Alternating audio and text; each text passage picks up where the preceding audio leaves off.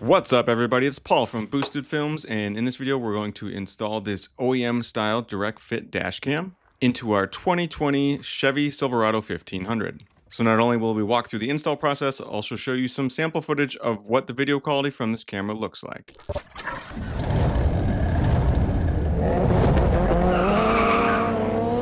I'm going to start off with an unboxing of this one so you can see exactly what's inside and what tools come with it and everything else that comes with it and what other tools you might need. Now, some of this paperwork right away reflects the option of an auto dimming mirror, which can really change potentially what tools you need and how easy this is to get this to plug in. So I'm just going to say right off the bat that to install mine, I needed this T15 torque screwdriver to get a piece of the interior down so I could access the cable I needed to plug in to power up the dash cam. And not only do you need this torque, but you need one that's at least 4 to 5 inches long, like a screwdriver style, not just like an Allen key style, because that one won't be quite long enough because these screws are a little bit buried. But if that doesn't make the most sense to you as I'm explaining it, no worries, just continue watching the video and you'll see exactly what I mean. So as we unbox everything and show you what's inside, you can see we got the dash cam itself with the OEM style plastic that's going to surround our mirror. That's really cool because it just looks exactly like a factory piece in there. It doesn't stand out anywhere else on your mirror. And it plugs right in again to this wire that we're going to find. So you don't have to directly wire it. However, they do give you an OBD2 power plug-in that you could use as well. So that's what the plug-in on the right side here is. And they give you a plastic trim removal tool and the SD card, and of course the main jumper wire as well that we're going to utilize in this case. Now let's just jump right in and show you exactly how I installed this one. We're going to open up our driver's side door here. You can see it was installed when I opened the door because I magically wanted to cut and show you this is the OEM piece. And as you can tell, it's very familiar. It looks a lot like the piece that we're going to put in. So our first step is to actually remove this OEM plastic piece that surrounds our rear view mirror. And the first step to that is getting this metal section out that's towards the top of it. You can see this whole piece kind of wanted to pull down for me. So what I ended up doing was utilizing this plastic trim removal tool that they sent. And I got in at the top and then I pried down at the very top to get it loose. And then I went around the edges as well and just kind of pushed it in and then give it a little twist. Part of what I had to do was also just hold the larger portion of this in place and keep it from wanting to come down as well. It seemed to work well just to hold the larger portion of this plastic piece up while we kind of snap out or pry out this middle section here. And now this larger remaining plastic piece actually just kind of slides down. So now that we have that small piece out of the way, we can flare out the sides of this a little bit and then slide it down all the way, and then it should come right off. Now, if you have an auto dimming mirror, I think your plugin is going to be right here, but if you don't, no worries. That's what this one is like. This one does not have it, so we're going to have to find our cable. But before we do that, just a quick inside shot of this OEM piece that we removed. I'm showing you exactly how this slides in. So if you have any issues getting that off, you should have a better shot here of seeing how this snaps together. Now, like I said, we need to dig a little deeper because what we're going to end up doing is finding a cable in here that's not currently being used, but we're going to utilize this cable to plug in and power up our dash cam. So there's these two little L-shaped trim pieces here that need to be popped out because they're hiding the screws that we need to remove. So there's one on the left side and one on the right. It should be pretty easy to remove. You just gently want to get this trim removal piece tool in place and then slide around to pop it out. And here you go. These are the holes that I'm pointing to here that contain the screws that we need to get to.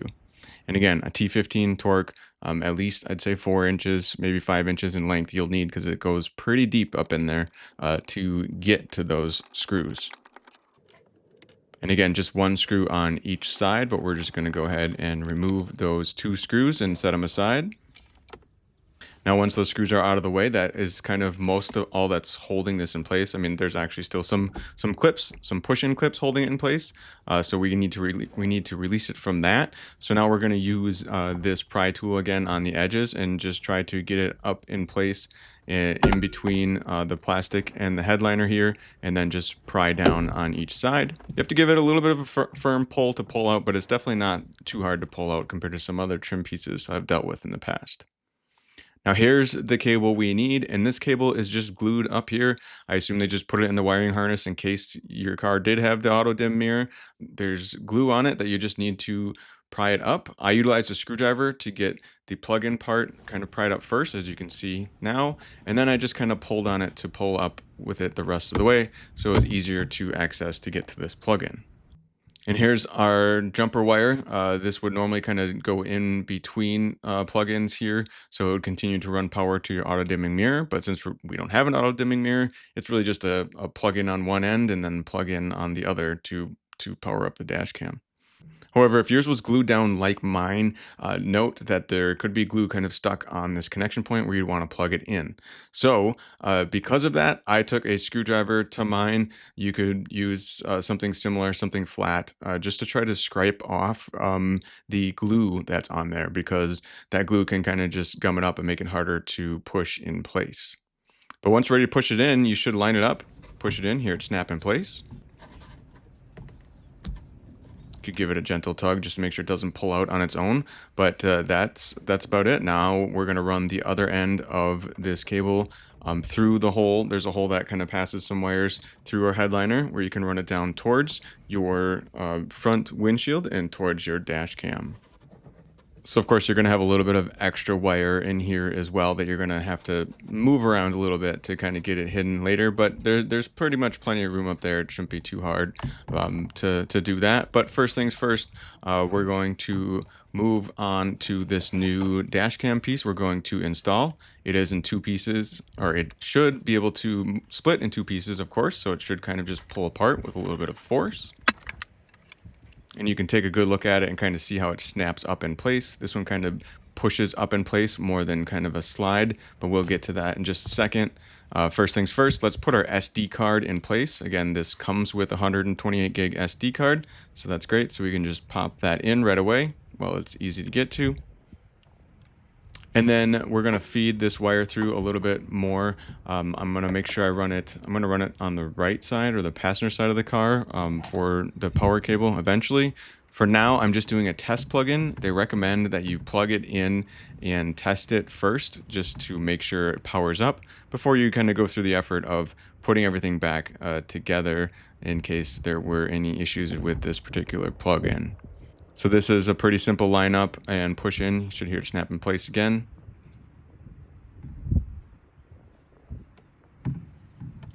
And in this case, I just set the dash cam on the actual dash of the truck. And then I had to start up the truck in this case to get it to power up, but it did power up and tested fine.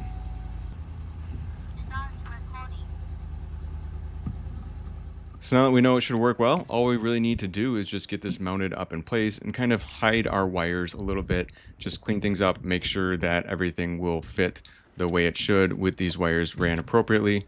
Again, I moved this one wire, that plug-in power wire, more around to the right side. And then also, yeah, don't forget to take that protective cover off the camera lens before you stick it on. You can probably get to it later, but easier to do it right now. And then this bottom piece, again, it doesn't really slide up as much as it just pushes over and pushes up in place. I'll show you those connection points in just a second, but it should just kind of push on and kind of snap in place. So just showing you with the screwdriver here, kind of these areas where it kind of clips right over. So just take a second look after you think you have it in place. Make sure that these two sides, or each side of this, is kind of clipped up on that piece on the windshield. Now we're going to take some of the excess cable. There was a different cable on that dash cam we're not using, so we're going to run that up here inside this headliner portion, and any of the other cable as well. We can just kind of pull it up in this area. There's pretty much plenty of room up inside here where you can just kind of put it back. Try to put it back kind of where that stuff was glued down. There should be space up there for you. Just kind of tuck the wires in up there. And once you do that, make sure, of course, they're not going to be in any place where they could get pinched off, or in those two spots right here where it kind of lines up to kind of snap in place. But you just kind of want to line those up and then just push it in, and you should again hear it click in place. Now the two screws, those two Torx screws removed, we got to tighten those up as well. So pretty simple process there. Just putting them on the end of our screwdriver, getting them tightened up. Definitely don't go too tight on these. Once you kind of feel them getting a little bit tight, should be good. There were two other screws that I'm just going to note here that I'm also putting in, because when I was doing this for the first time, I thought I had to take these other two screws out as well. These shorter ones that are more towards the back of this this area. But just letting you know, you don't need to take those out. But if you did, no big deal. Just put them back in like I did. And now just those trim pieces, we can put those, you can line those in place. I call them an L trim piece because they look like an L to me. So you just line those up and push them in. Should hear them snap in again as well. So all that's left now is kind of the top portion to hide these wires. I did move the mirror down and just to get it out of the way a little bit, just bent my rear view mirror down, tuck those wires up in there, and then you should see inside this piece where there are some points where it should snap in place and where you should just be able to kind of push it onto that bottom portion of that and then just pop it in place. And there you go. You have successfully installed your dash cam. Here's a final look at how everything looked on mine once it snapped in place. Again, a really clean look, pretty nice. No one can really tell you have a dash cam in place, honestly. And it seemed to be a pretty good fit, so I was happy with that. Now, of course, this does have the SD card on the side, so if you wanted to take clips off of this dash cam, you could just pop out the SD card and use that all the time. Otherwise, there is a free app that comes with this dash cam as well. And in the directions, they give you how you can download this app. They give you a QR code and everything, and they walk through a lot of the basic setup.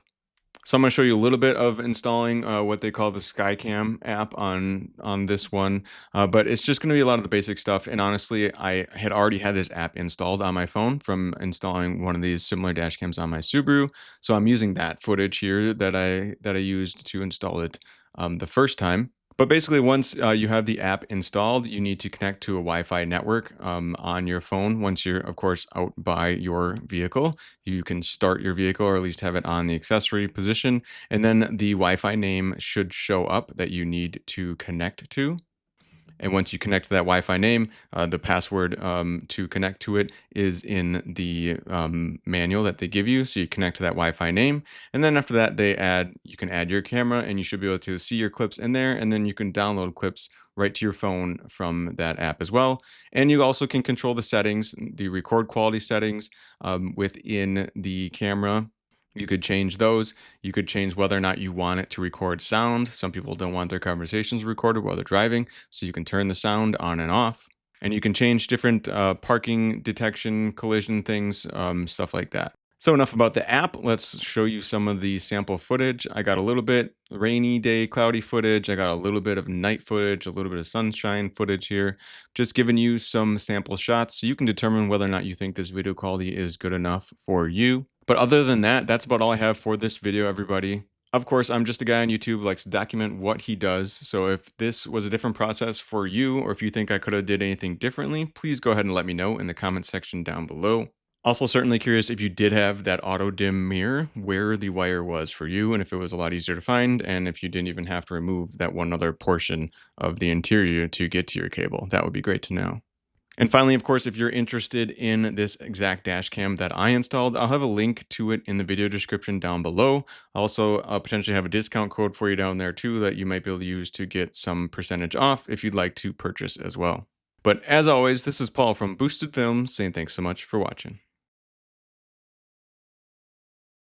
I just want to say that domestic violence is never okay. If you or someone you know is experiencing issues with a partner and doesn't feel safe, please visit the website thehotline.org or call 1-800-799-SAFE.